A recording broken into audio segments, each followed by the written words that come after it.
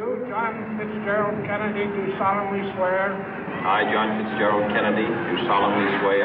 That you will faithfully execute the office of President of the United States. That I will faithfully execute the office of President of the United States. And will, to the best of your ability. And will, to the best of my ability. Preserve, protect, and defend the Constitution of the United States. Preserve, protect, and defend the Constitution of the United States. So help you God. So help me God.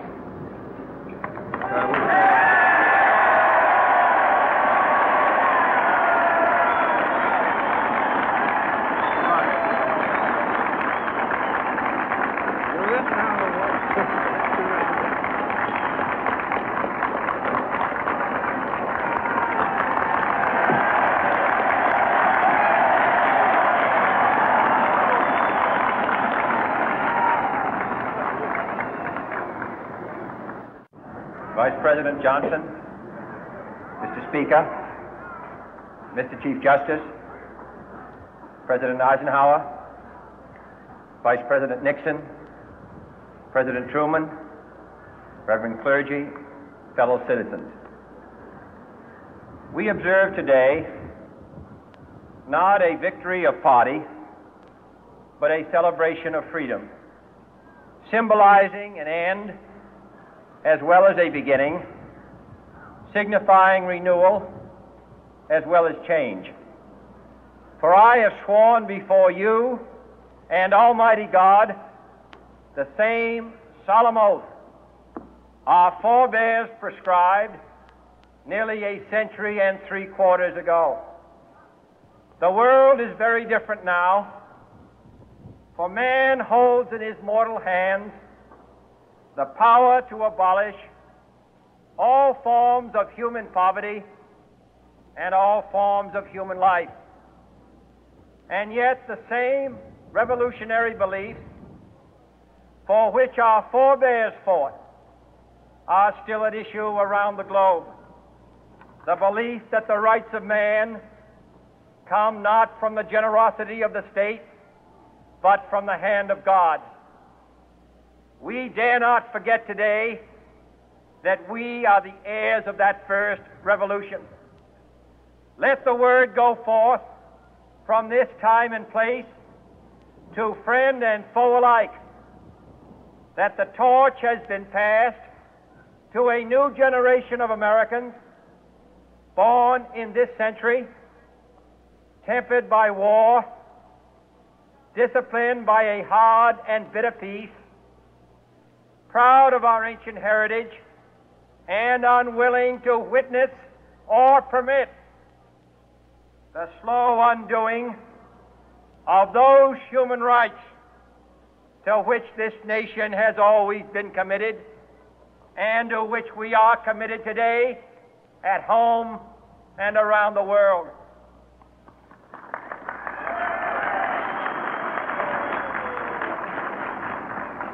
Let every nation know, whether it wishes us well or ill, that we shall pay any price, bear any burden, meet any hardship, support any friend, oppose any foe to assure the survival and the success of liberty.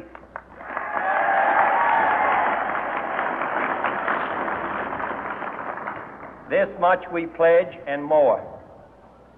To those old allies whose cultural and spiritual origins we share, we pledge the loyalty of faithful friends. United, there is little we cannot do in a host of cooperative ventures. Divided, there is little we can do, for we dare not meet a powerful challenge at odds and split asunder. To those new states whom we welcome to the ranks of the free, we pledge our word that one form of colonial control shall not have passed away merely to be replaced by a far more iron tyranny. We shall not always expect to find them supporting our view, but we shall always hope to find them strongly supporting their own freedom, and to remember that in the past, those who foolishly sought power by riding the back of the tiger ended up inside.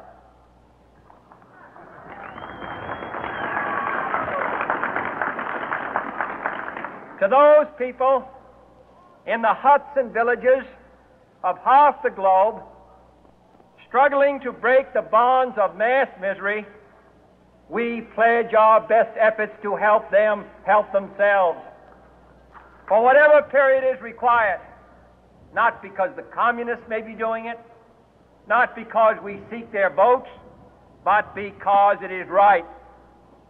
If a free society cannot help the many who are poor, it cannot save the few who are rich.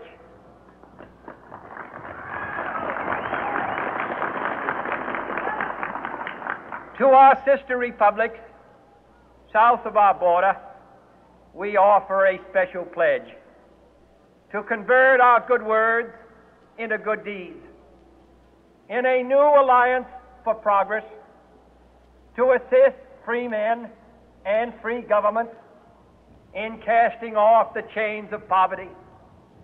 But this peaceful revolution of hope cannot become the prey of hostile powers. Let all our neighbors know that we shall join with them to oppose aggression or subversion anywhere in the Americas. And let every other power know that this hemisphere intends to remain the master of its own house.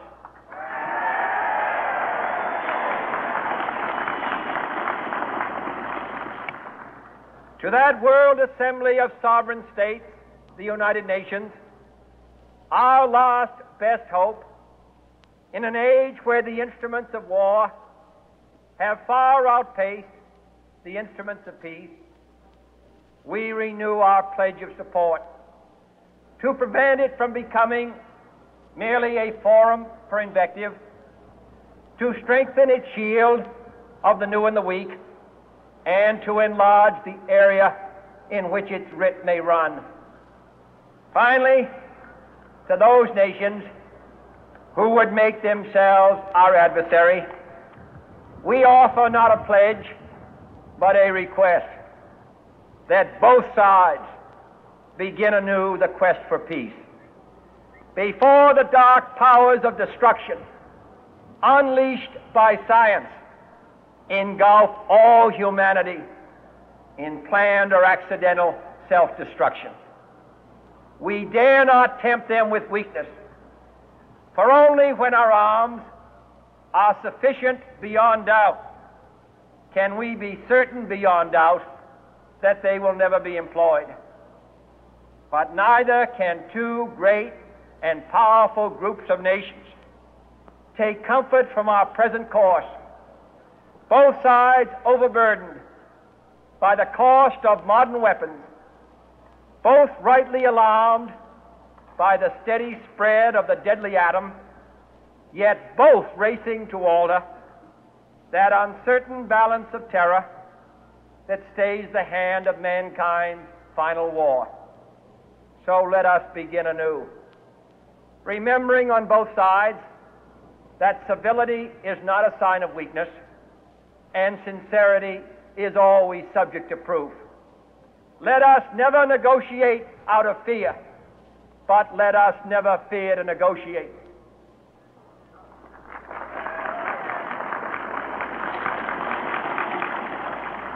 Let both sides explore what problems unite us, instead of belaboring those problems which divide us. Let both sides, for the first time, formulate serious and precise proposals for the inspection and control of arms, and bring the absolute power to destroy other nations under the absolute control of all nations.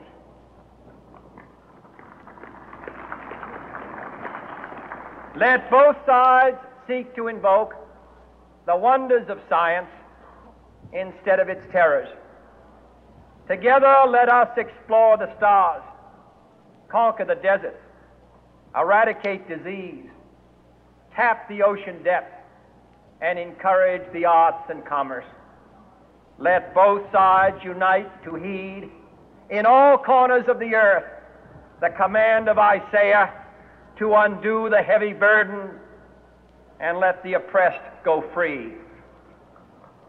And if a beachhead of cooperation may push back the jungle of suspicion, let both sides join in creating a new endeavor, not a new balance of power, but a new world of law, where the strong are just and the weak secure and the peace preserved.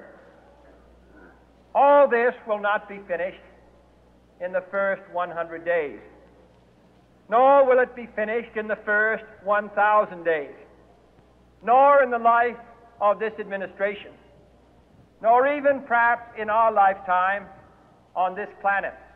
But let us begin.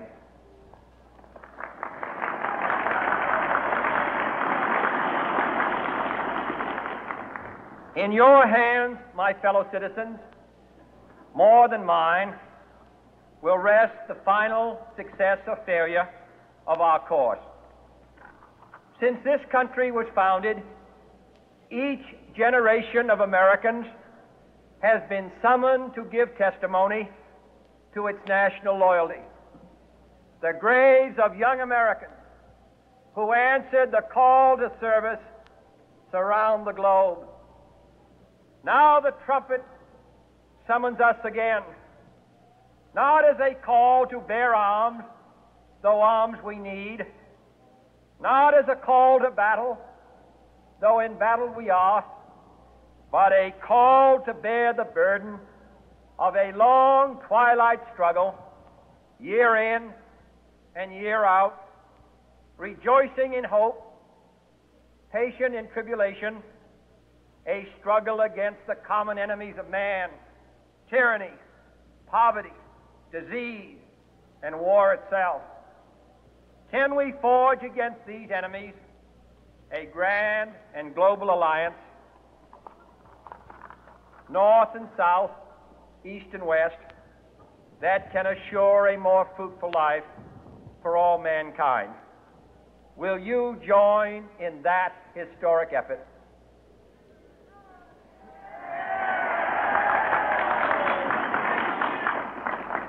In the long history of the world,